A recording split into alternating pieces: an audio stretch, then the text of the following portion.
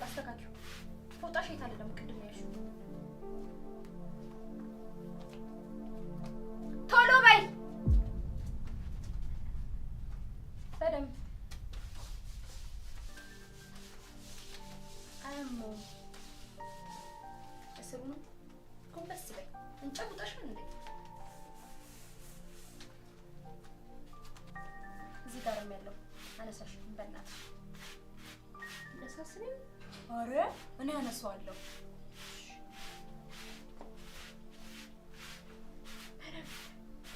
ሶፋውን አላስተካከልሽም። አንዴ መጥረግሽን አቁሚና ይሄን አስተካክዩ። ማማ የወሰንሽው ውሳኔ ምንም ደስ አላለኝም። ለምንድን ነው ሄደን ፊት ለፊት ሁሉን ነገር የማንነግረው? ኦ ልጄ እሱን ተወውና አሁን እዛ ቤት እንድገባ ታግዘኛለህ ወይስ አታግዘኝም? እንዴ እኔ መቼ አላግዝሽም አልኩኝ? ልጄ እንግዳውስ እዛ ቤት እንዴትና በምን ሁኔታ እንደምንገባ ማመቻቸት አለብን። እሺ በቃ ከወሰንሽ ምን ይደረጋል? እኔ በቃ እዛ ቤት እንድገቢ የሆነ ነገር አስባለሁ። አይሻልም እሱ? እሺ ማሚዬ ቤቱን ለመድሽው? አቤት ፈጣሪ ተመስገን። ማሚዬ ያለኝ እኮ ተመስገን አምላኬ።